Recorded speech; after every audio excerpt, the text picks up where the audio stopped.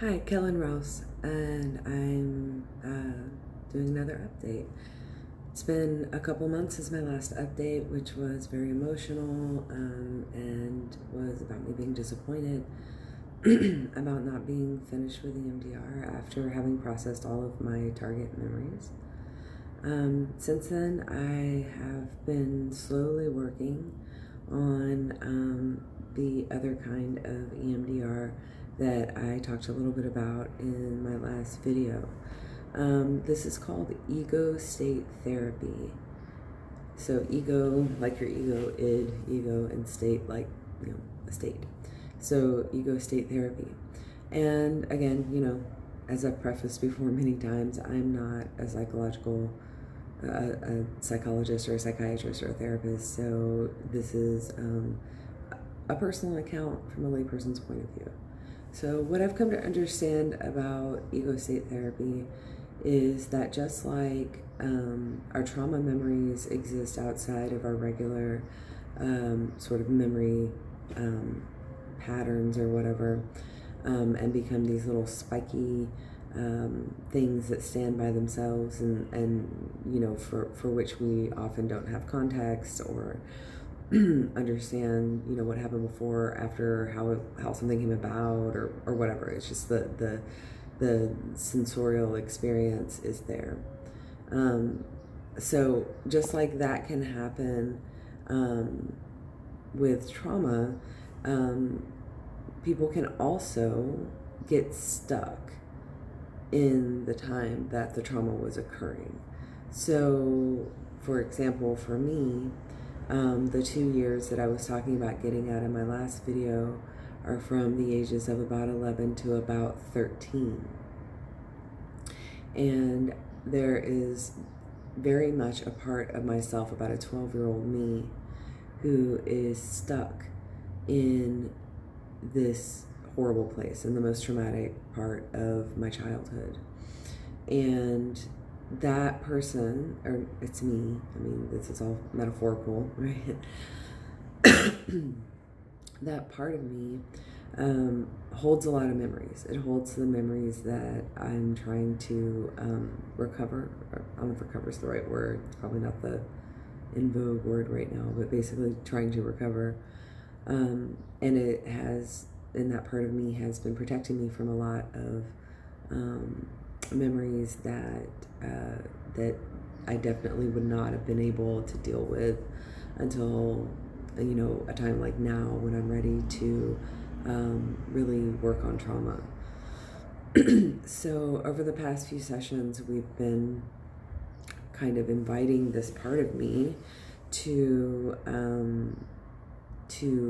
reveal herself, to create a safe space, telling that part of me that I no longer am in the abusive situations I was in as a child, and telling that part of me, showing gratitude for that part of me for keeping me safe for so long. As that has happened, I've had a few pretty profound and extremely difficult things happen. So one of the things that I'm trying to get at is the extent of the molestation that I experienced at the hands of my stepfather.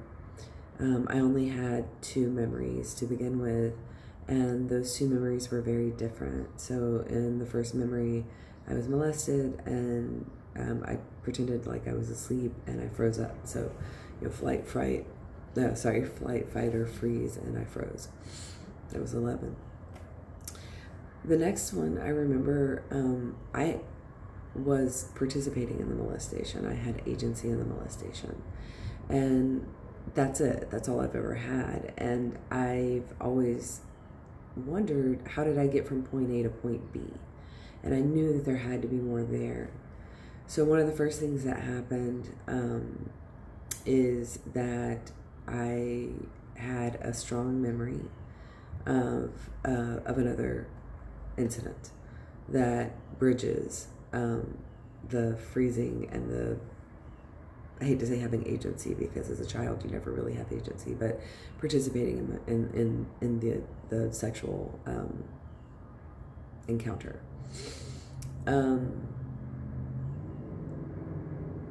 While it definitely helped me to better understand what happened, it is now another memory that I have. We processed that memory, and then I needed to wait a couple weeks to try to do something else. I found that these ego state reprocessing sessions are actually far more difficult than the other EMDR sessions that I engaged in or have engaged in. Well over a dozen of those. I've now done, I want to say, about 4 ego state reprocessing sessions. Yesterday, we worked on me getting triggered by being called intimidating. So I have, since at least high school, been told that I'm intimidating, that I'm scary, that people are afraid to talk to me, that I'm hard to talk to. And I know that, I'm very introverted, and I don't carry on superficial conversations easily. Small talk isn't easy for me. But there's something about being seen as intimidating that is, that makes me, it makes me sad. And there's a part of me that really just wants to own it and say, what am I intimidating, or are you intimidated? But there are so many people over such a long period of time who have given me this feedback that I know that there must be something I'm doing that is making me so intimidating to people. And I particularly don't want that to continue with students because I'm a teacher. So I got very upset because I was once again told that I was intimidating, and it was at a public event, and I felt humiliated and embarrassed, but also hurt. But I also realized that coming home and crying for 2 hours after that, and then having bad dreams and then waking up crying, was not a normal response to something like that.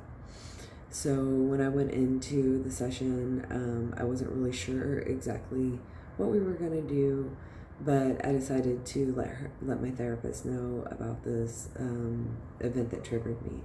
And we ended up being able to find where it lived, which was, again, in that same ego state. And what we were able to come to is that my natural state and the way that I was before this sort of 2-year gap is someone who's extremely sensitive, caring, compassionate, loving, kind of a people pleaser.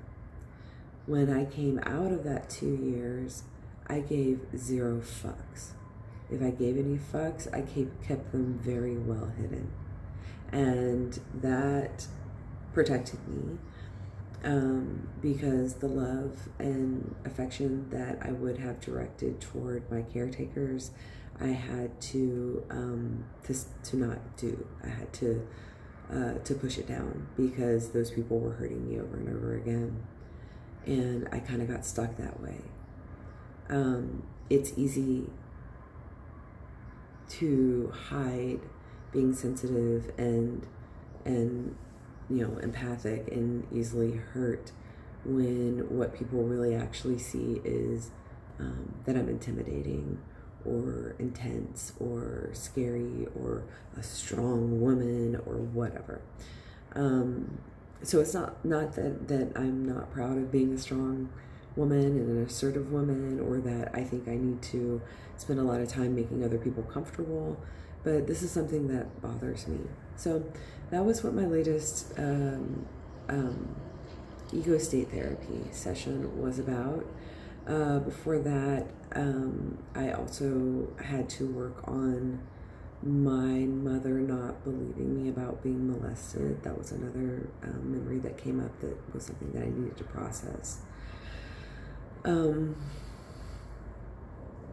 can't remember exactly what the other things were at this point. I think, as I said before, these sessions are starting to kind of just blur together because I've had so many of them.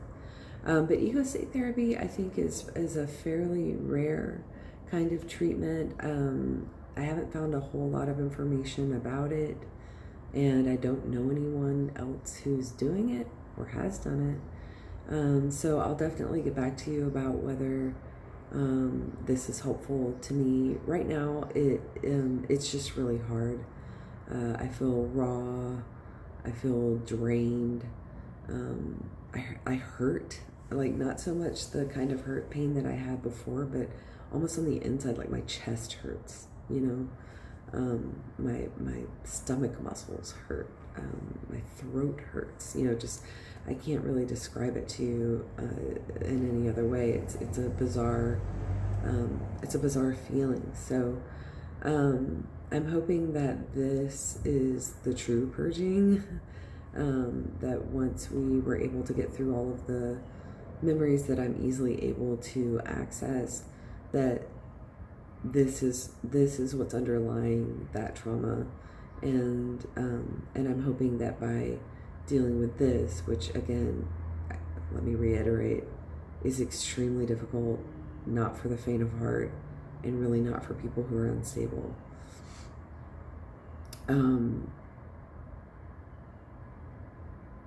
But if I'll let you know how it goes, and I'm optimistic that this is going to help, and that hopefully by getting to really this core part of me that is holding these trauma memories for me, and letting that part of me know that it's okay to reintegrate, just like I can reintegrate my traumatic memories, is the goal. So I will update you as soon as I have more to update about. As usual, if you have any questions or comments, please put it in the comments section below. And thank you for watching. Bye.